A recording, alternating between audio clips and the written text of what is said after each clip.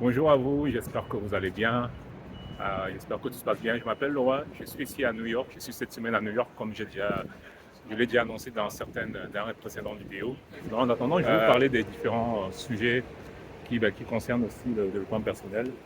Et vous me direz ce que vous en pensez. Et en fonction de ce que, des sujets qu'on va aborder, je vous me dirai ce que vous en pensez. Et j'attendrai vos commentaires et votre opinion. Aujourd'hui, j'aimerais parler de la résilience. Normalement, il n'est pas évident de quelque chose déjà, et lorsqu'on le commence, lorsqu'on met en place certains objectifs, de les maintenir et de faire en sorte qu'on ne lâche pas, voilà, qu'on maintienne nos objectifs, qu'on aille jusqu'au bout. Et parfois, on est par pas mal de choses dans notre vie. Ça peut être notre travail, ça peut être d'autres euh, distractions comme d'autres personnes qui rentrent dans nos vies et qui viennent nous perturber, ou des personnes qui viennent justement nous décourager dans nos objectifs. Ça aussi, c'est quelque chose auquel on peut faire attention. Et aussi, ça peut ne pas être d'autres personnes, ça peut être tout simplement nous qui devenons feignants, c'est-à-dire nous distraits pour ne pas aller jusqu'au bout de nos objectifs. Et ça, c'est quelque chose aussi une chose à laquelle on doit faire attention parce que parfois on n'a pas de distraction que nous-mêmes. C'est-à-dire parfois notre pire ennemi, c'est nous-mêmes. On met en place certains objectifs et on a du mal à aller jusqu'au bout parce qu'on devient feignant, on n'est pas assez motivé, nous ne sommes pas assez motivés, il y a la procrastination qui se met en place.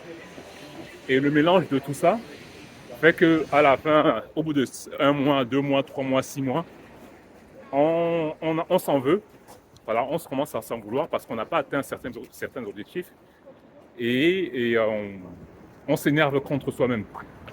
Et parfois, cet énervement contre soi-même peut amener à s'énerver contre d'autres personnes, mettre la faute sur d'autres personnes, alors qu'à la base, c'est nous-mêmes qui n'avons pas mis en place, qui n'avons pas accompli, qui n'avons pas été jusqu'au bout de nos objectifs.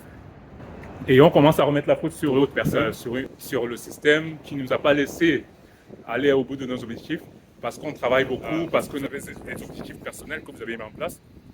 Mais votre boss, ou si vous êtes en auto-entrepreneur ou en self-employed, vous ne pouvez pas vous charger de pas mal de choses alors que vous avez mis en place certains objectifs et laisser le travail professionnel déborder sur vos objectifs personnels. Ça aussi, c'est quelque chose que beaucoup de gens font et qui fait que maintenant, à la fin, on atteint beaucoup plus nos objectifs professionnels assez facilement ou parce qu'on a assez, on est assez carré là-dessus, on est assez discipliné là-dessus. Mais les objectifs personnels, bref, on les bâcle, on les laisse, on les met de côté, on les fera lorsqu'on aura le temps ou lorsque le temps professionnel nous laissera du temps pour le temps personnel, alors que ça devrait être l'inverse. C'est ça le problème, c'est que notre temps personnel n'est pas souvent prioritaire par rapport à notre temps professionnel. Notre temps personnel devrait être prioritaire par rapport à notre temps professionnel. Il y a une phrase de Jim Rohn qui dit Learn to work harder on yourself than you do on your job. C'est ce qu'il dit.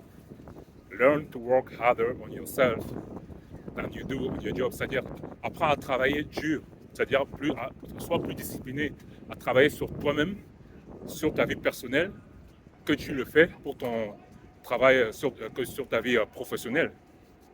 Parce que si tu quand tu travailles pour ta vie professionnelle, quand tu travailles dur pour ta vie professionnelle, you are making a living, c'est-à-dire tu fais rentrer de l'argent pour remplir le frigo et les premières nécessités, et élever les enfants, etc., etc. Mais quand tu travailles dur sur ta vie personnelle, you can make a fortune, c'est-à-dire tu peux devenir hyper riche en travaillant sur toi-même, en travaillant sur ta vie personnelle. Et le problème, c'est que la plupart des gens ont appris, ont été formatés à travailler beaucoup plus, à travailler dur sur leur vie professionnelle, parce que c'est ce qui, par défaut, pour la plupart des gens, c'est ce qu'ils se disent, ça leur donne beaucoup plus d'argent, ça leur donne une sorte de sécurité, entre guillemets, que de travailler sur leur vie personnelle, sur laquelle, c'est sûr, ça prend beaucoup plus de temps. Ça prend du temps pour travailler sur sa vie personnelle. Mais au bout du compte, c'est quelque chose qui est, non seulement c'est satisfaisant, mais c'est ce qui restera lorsque vous ne serez plus là. C'est la chose qui restera lorsque vous ne serez plus là. Votre vie professionnelle, bien sûr, on en parlera. Mais l'impact que vous aurez laissé avec votre vie personnelle, en parlant, en écrivant des livres, par exemple, en parlant des choses que vous avez faites, l'impact que vous avez eu sur des personnes, voilà, que ce soit professionnel ou personnel, mais surtout professionnel, surtout personnel, l'impact que vous aurez eu sur des personnes autour de vous, sur votre communauté. Si vous êtes dans un village, si vous êtes dans une religion ou quoi que ce soit, quelque chose de culturel, l'impact que vous aurez eu, c'est ce que les gens se rappelleront beaucoup plus. C'est ce que les gens se rappelleront beaucoup plus. Donc voilà, je voulais parler de cette résilience-là, c'est-à-dire maintenez votre rythme. Ne vous laissez pas distraire par les futilités de la vie, par les distractions qui ne vous apportent pas grand-chose. Et soyez disciplinés sur ce que vous avez mis en place. Continuez, malgré toutes ces distractions-là, malgré parfois la fainéantise qui peut s'inviter, continuez à travailler sur vous. Travaillez beaucoup plus sur vous que sur votre vie personnelle, sur votre vie professionnelle. Travaillez beaucoup plus sur votre vie personnelle que sur votre vie professionnelle. Vous verrez les résultats que ça vous apportera et vous serez satisfait à la fin de votre vie lorsque vous serez sur votre lit de mort. Moi, c'est ce que je me dis souvent. Lorsque je serai sur mon lit de mort, j'aimerais que je me dise « Waouh, quelle vie j'ai eue, quels sont les risques que j'ai pris. Waouh, j'ai pris des risques, mais ça valait le coup de les prendre. J'ai essayé pas mal de choses, je me suis planté, mais royalement. Il y a des choses où je me suis vraiment planté, mais qu'est-ce que ça a valu le coup que de rester là, juste gagner un salaire ou faire juste le minimum. Qu'est-ce que j'ai... C'est le sentiment d'avoir essayé des choses, d'avoir pris des risques, d'avoir essayé des choses dans sa vie. Quand tu seras à la fin de ta vie sur ton lit de mort, tu auras ce sentiment d'avoir au moins impacté des gens, d'avoir accompli quelque chose et d'avoir essayé. Pas seulement de dire si j'avais su, j'aurais essayé. Non, pas si j'avais su. J'ai essayé, je me suis planté, je me suis relevé et je suis reparti. J'ai réessayé, je me suis relevé, je me suis replanté peut-être, mais on apprend de tout ça. Le fait de se lever, de se planter, on apprend de tout ça. Et c'est ça qui est le plus important en fait. C'est ça qui est le plus important, c'est d'essayer, parfois même en essayant ou bien en y allant, on réussit d'un seul coup. Mais si on n'essaye pas ou bien si on ne tente pas, on va jamais savoir si on pouvait réussir ou pas. Donc, ne vous laissez pas, ne restez pas sûr, ne dormez pas sur votre potentiel parce que vous avez tous un potentiel qui est à découvrir, qui est à débloquer. On a tous un potentiel qu'on ne devine même pas. On a tous un potentiel qu'on ne devine pas. Et on dort sur ce potentiel-là.